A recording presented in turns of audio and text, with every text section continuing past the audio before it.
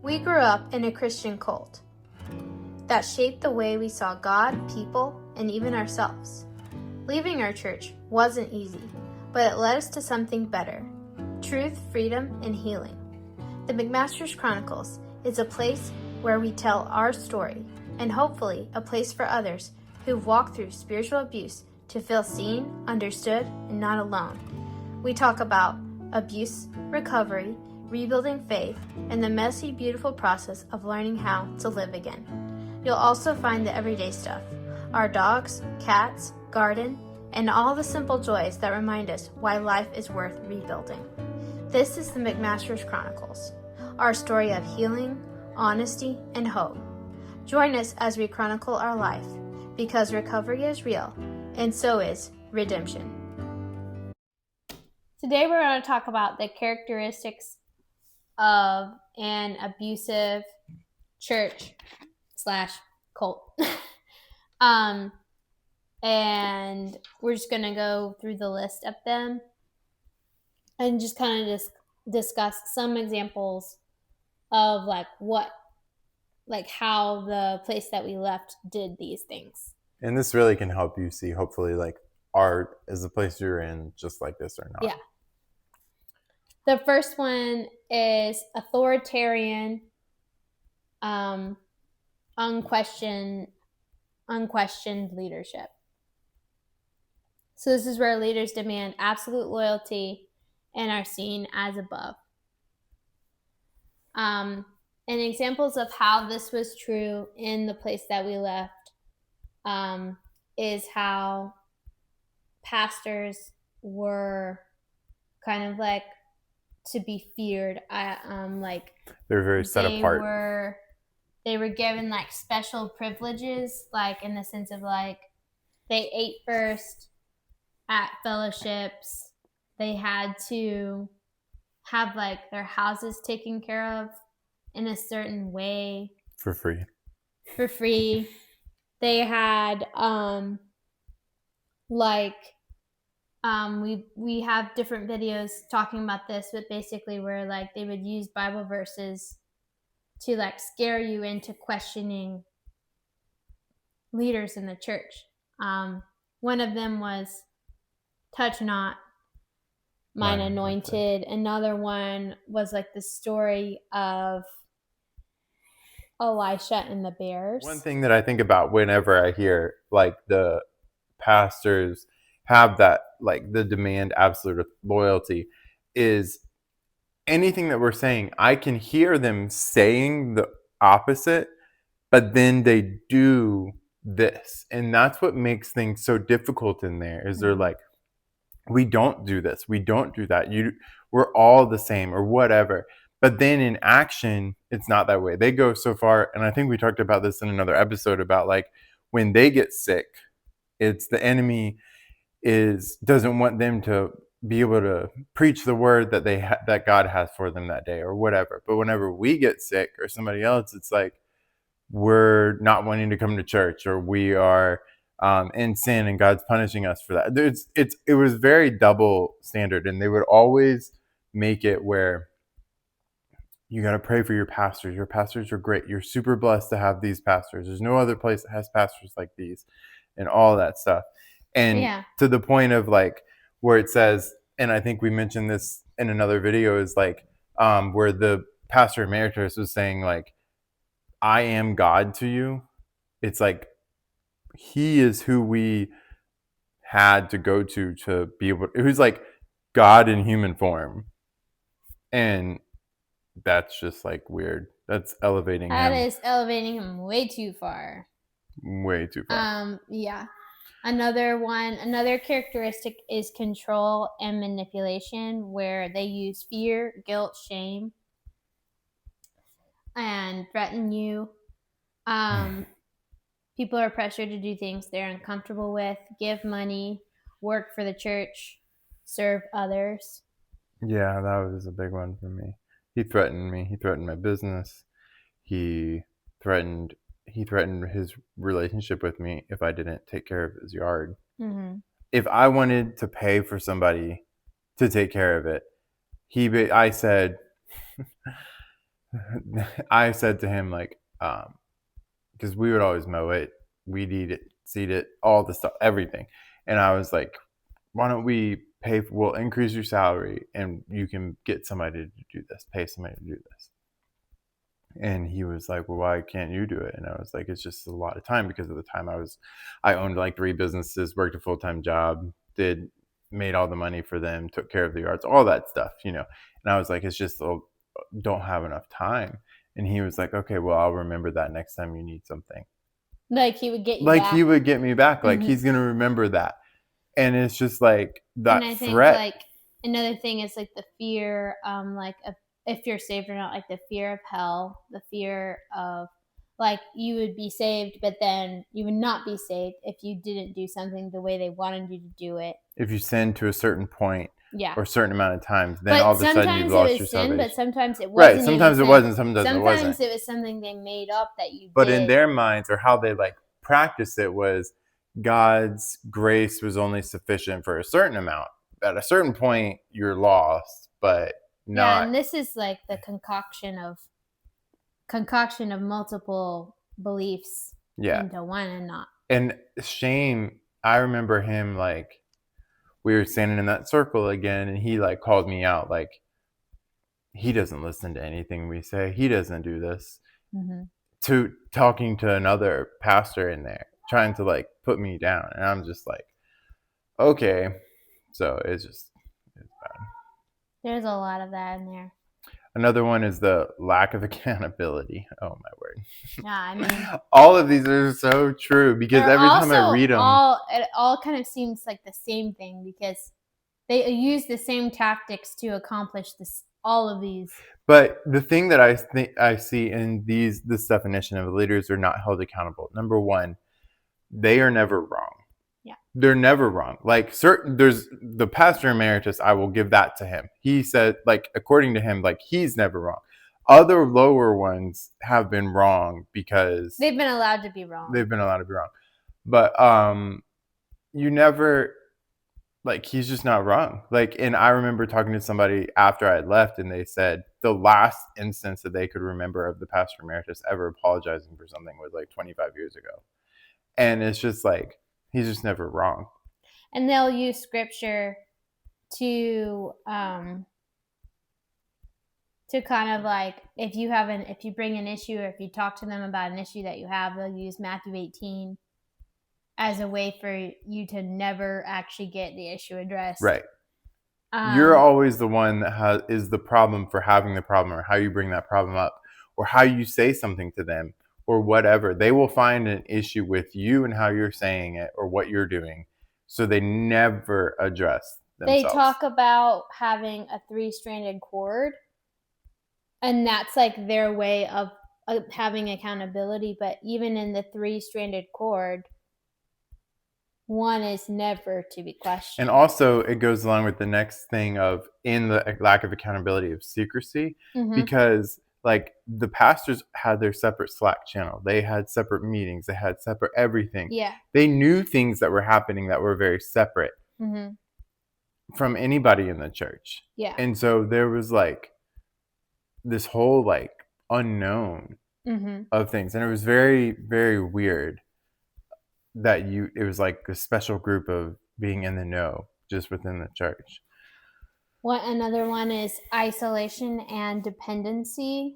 And this is really a very critical abuse aspect of this organization. So basically, like, when a person in your life, if they decide to leave, they leave, and like at first you're usually able to talk to them like a little bit,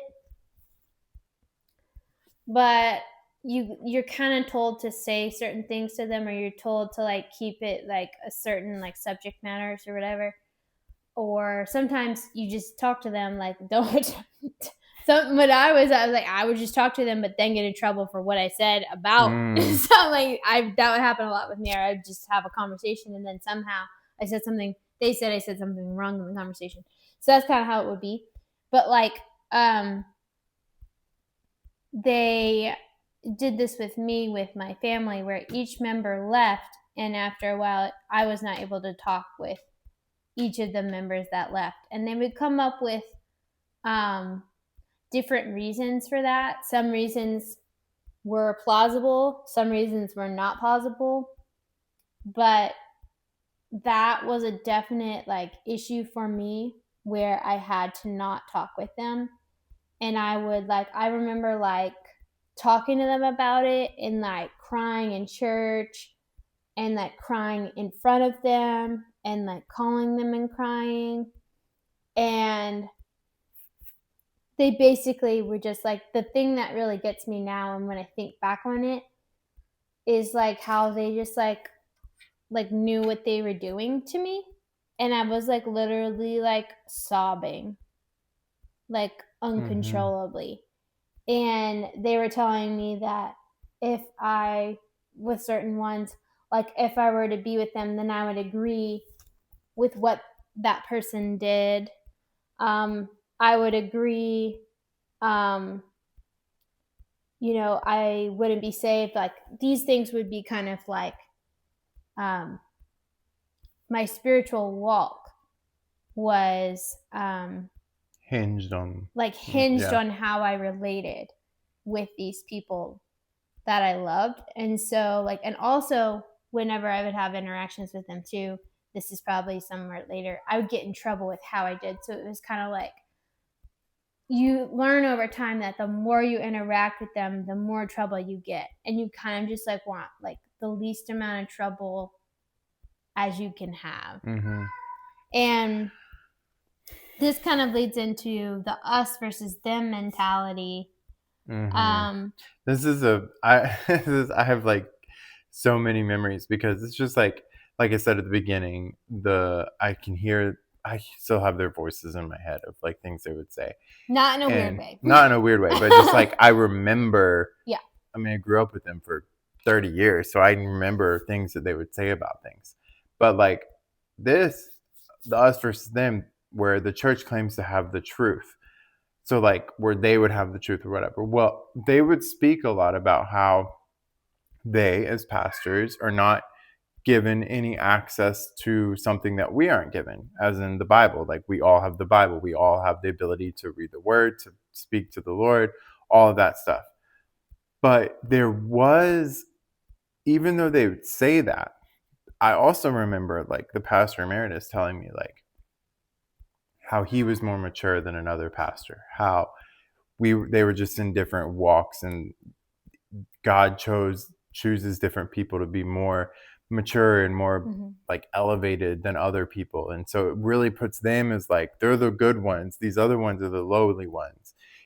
They really did that, and how they did everything, where they would get things first. There was a human practical separation of these are the good people and these are the lesser people. Mm-hmm. And it was very much acted on. Mm-hmm. But they would try to say we're no different, but they were different. And also they would say they would want to have visitors, because the overarching facade is that it's a church, right? A Bible believing church. That's the facade. And so the Bible is preached, and people say we want people to come in, we want people to be ministered to, we want people to be saved. And so we would be encouraged to invite people. So we would invite people. Some people would come, some people wouldn't come. If they didn't come, we'd get in trouble. That's okay. Well, it was but we weren't ready for them to come. So people that come would be at first they would be warm to them, and then somehow something weird would happen, and usually it was started by the pastor emeritus. Mm-hmm. Typically it was, where somehow that person was not responding in the way that they wanted that person to respond, and they were therefore rejecting God and somehow not able to be there anymore. And that's just something that is a pattern that I would really pay attention to, this pattern of you're saying that you want souls saved, you're saying that you want to minister to people, the people you bring in, the people, like the people you interact with are somehow like you're not supposed to, something happens where you're not supposed to relate with them anymore. That is like, I would be paying attention to that. That is definitely a glaring obvious They would go thing. ahead. He would basically judge from like the second or third time that they're there that, oh, they're never going to get saved. They're always going to be this way. Like, how can he? No, he has no right to do that. No. And also, that's not how you bring people to the knowledge of Christ at all. Excessive demand on time, financial pressure, seed of faith giving. Yeah, so seed of faith giving, obviously. So like that kind of comes from like the word of faith, and like if the more you give, the more you will receive, kind of like that false dichotomy there. But also, like since you've given, the Lord will bless you more. And since God has a calling, they would always say that to me, that because I've given so much, God's really going to bless me and all that stuff. Yeah. But the excessive demand on time, okay, let's go on to it. So like extreme financial need. Yeah. Selling candy. That requires excessive time demands to sell candy every evening, every weekend, to work multiple jobs. I would say my time over a decade period spent on selling candy, taking care of their house, all of that stuff, probably 30 hours a week, I would say, at least. And that doesn't include my full-time job, spending any time with you, having any sort of life, or running the business that we own. That doesn't include any of that. It's just selling candy and taking care of their yards. That's like a full-time job in and of itself. Yeah. So that's definitely excessive. Giving is not voluntary, but presented as mandatory or necessary to receive spiritual favor. Really, the spiritual favor there was just like being able to be a part of the church. That was like right, but I think that the thing is also implied that if you didn't give, you didn't. Something was wrong with you. Yeah. You weren't saved. You had a hard heart. You didn't care for people. Like that's what that meant. But if you did give, then it meant that you were like obeying God. That's what is kind of implied. Punishing dissent. There was always somebody in the church who was the bad person at any given point. Mm-hmm. Whether they were lost or whether they were just like bad and having to deal with something. And it was like when you did something wrong in their eyes, whether you did it wrong or not, you were then like labeled, you were like set apart as like, I remember my dad was that a lot of times. There were certain men in the church who were that. We all were that. We all were, but at different given points in time, like you were the one that, like when we talked about the pastor emeritus walking up to somebody in his message and talking, that was very much you were the outcast at the time. You were the one being called out. Mm-hmm. You needed to change. And it was very separating. Yeah. Departures or criticisms are punished. People who leave or speak out may be shamed, ostracized, or demonized. That's definitely happening to us right now, but that's okay because we know the name of the game. We know the shame, blame cycle. And listen, there's a reason why we do what we do. Like we know, like especially if the people that aren't allowed to talk to us right now, we know what it's like. We know like the fear, like at least this is how it was for me, being afraid, personally afraid of your spiritual walk, afraid of for your personhood, like you don't want to be talked to extremely, you don't want to like lose the love and the connections that you have in there. There's like so many reasons for it, but the people who are making this be the way that it is, not the congregants, but the leaders that are making it be this way, there's a reason for that. They don't want the truth to come in and to Because they won't speak to anybody. And to shed light on the misdeeds and the abuses that they're doing. That is the main reason why they shun the people. I think that's emotional and spiritual control. Yeah. And just in reading the definition here, where it's like they would say like you misunderstand, or your pride is speaking, or whatever. You had to, specifically if the pastor emeritus was saying something to you, you had to shut up and just accept and receive what he said. Stand under. You don't have to understand, you have to stand under. But it was like to the point where you couldn't ask questions, you couldn't get clarification, you couldn't whatever. You basically had to repeat it. That was like your clarification, is like saying the same thing over again. I got, over the years, I got a little bit better at being like, you can't just say something, I don't like, blatant and like it just be completely understood with no communication, no dialogue, no questions, no nothing. But like if you were to ask, he'd be like, no, you need to just submit, get rid of your thinking, listen to what I'm saying, get rid of your thinking, whatever you're thinking, and just receive what I'm saying. Forget how you want to see it and receive the way that I'm saying it. Put out, and it was always like, get rid of your pride, get rid of your thinking, get rid of your whatever, and just receive what I'm saying. So, but even if you weren't prideful, even if you weren't trying to do your thinking or whatever, but there was like a very legitimate, practical question or clarification or whatever, you couldn't even do that because it was like, this is how it is. And there's a lot of things I remember is about it, like the emotional abuse aspect of the emotional spiritual control is like you would have a legitimate problem with something going on.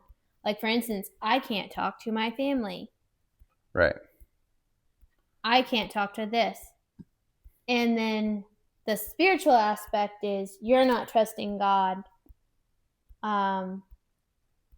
The Bible says this, so it's part of like walking with God is this. So that's the spiritual abuse part.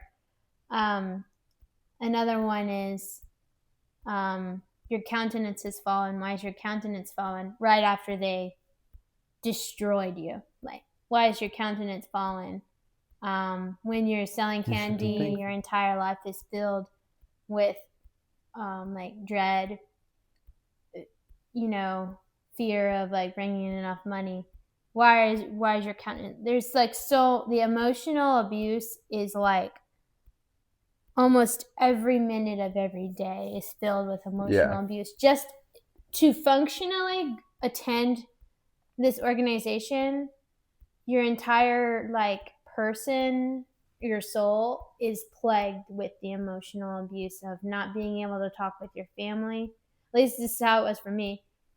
Not being able to talk with your family, not being able to talk with your friends, not being able to have normal interactions with the outside world without being afraid that you would get in trouble, saying something that you weren't supposed to say, not like, that like every day is a battle to just wake up and to continue, like to face them, to not know when you are going to be in trouble or not be.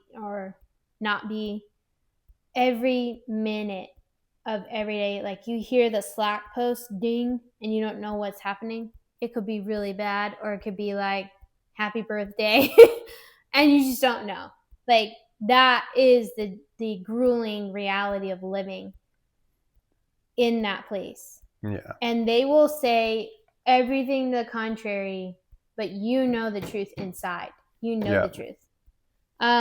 Rigid rules, legalism, strict and flexible rules.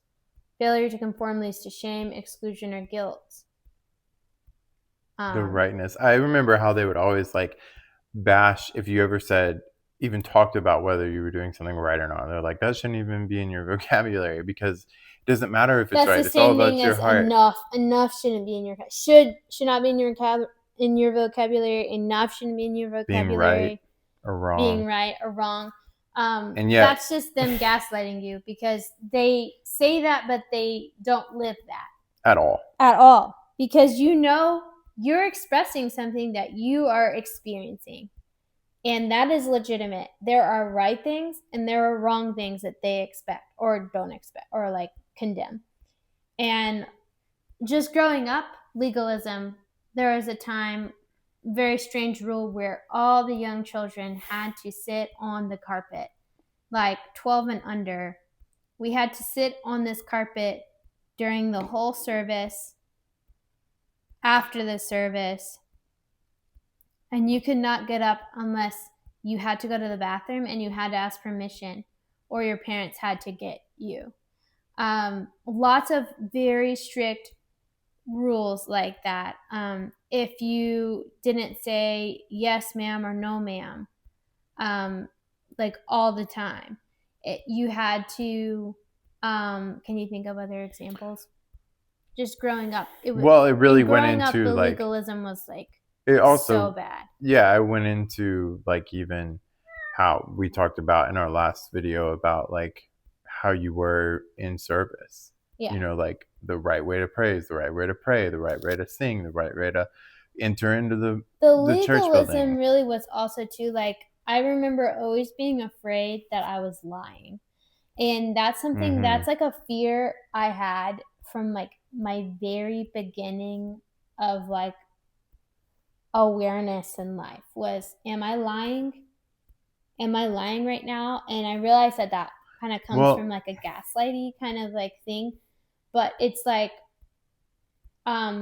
say like if you said, I paid this person back what I owed them, and you were like wrong by a penny, your like soul felt like it was like about to be cast into hell.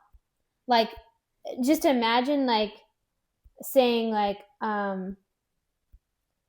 I went to the doctor and then I went to the grocery store and then I came home, but you got the order wrong and how you told the story, or you got like some tiny element wrong. You were like, I am a liar and I'm going to hell. Well, it's because they would call you out on stuff. That's because they would like, and that comes from, this is all like a product of the legalism. Clothes. You had to wear like jeans that were not below your belly button. Some people couldn't even wear jeans. There was a period of time where we wore skirts. I don't know if that was really sanctioned by them, but it was clearly functional there for a minute. Like you couldn't wear pants for a time, and now you can wear pants. Like I wore red lipstick. You can't have your shirt untucked. You can't have your shirt untucked. You can't roll your sleeves up, but if you're a certain people, you can have your sleeve rolled up. But then there's one where I came to church with red lipstick on. Apparently, there is a secret rule in the bylaws that you cannot wear red lipstick. Broke that rule. So there's just like a lot of things that you just like don't know what, like landmines. You don't know what you're gonna step on. Charismatic personality. The pastor emeritus. I would think so. I personally never really but there was sort of like a when he was nice, there was like kind of like a warm Santa Claus, like chuckle rosy cheek. He could turn it on and off. Yeah, chuckle rosy cheek, sit by the fireplace kind of mentality. And I remember there are specific times like growing up, he would come and he would call the children up and he would like read a story to us, or he would show like a really impactful video, or like show like a really nice song, or like he would use those things and he would talk about real feelings. And like he also had very like loud voice. He did. And that's even like the thing, what we were talking about before, because of his education and his just kind of the personality that he could like affect your emotions. He knew how to like make you happy, make you sad, make you angry. He knew how to do that. just with like how he spoke and what he spoke about and all that stuff. And even another thing we said is like they would say, well, why aren't you talking to the pastors after service?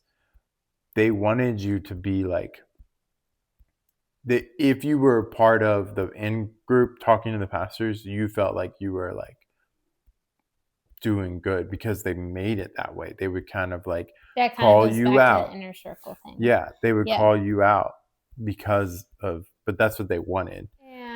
And doctrinal distortion, teaching statements not in orthodox. The group may claim special extra biblical revelations or obscure doctrines that only insiders understand. There's like a lot of conspiracy theories from the pulpit. Yeah. I remember there being a time like where Sunday nights were only conspiracies. And kind of like they called it the prophecy time. Monday, banks are gonna fail, so you got to go get like. There's one time we went like because they had you do literally everything for everybody. We had to go get water for everybody because they thought like, and they're like, oh yeah, you'll do it. You'll get water for everybody. So we're in the Walmart, and I'm like, okay, we need to get home. We need to go eat. We're in the Walmart getting water. For everybody because they are not like, that is below them to get their own water. There was also a time back in like 2009 when the world was going to end. I don't remember that. Yeah, because I was a freshman in college and I was like, well, this sucks. I'm going to college, but the world's about to end. There's the one like. But it makes you feel like you have this extra knowledge that other people around you don't because I'm sure it's intentional in that way. And like the tricky part is that there are things that are concealed. But I think the majority of the reason why he did that, like you're kind of talking more about the elite inner circle. And you had more experience with that because you were part of a pastor's family. But like the thing that I can apply this to is, but that was actually preached about to the whole church. That whole the world is ending thing. That was crazy. I think like I went back and I read my journal from when I was like 10 years old, and it's like December 2004. This Christmas is gonna be, or like this year, I think it's probably December 2003. This year is gonna be a year like we haven't ever even seen before, and it's kind of like really crazy to see like how he's been talking like the same way from like when I was like 10, and nothing's really actually happened. Right. And another thing with the doctrinal distortions is he would give prophecies about people or things that wouldn't come to pass. So it's like he's actually a false prophet because they literally never came to pass. Nothing ever came to pass that he said. And like it's really just him when he gives a prophecy. It's like the real reason why I think he gives them is to like scare people to not leave, or scare people into buy in further into what he has to say. Like he gets to look like he knows something that you don't know.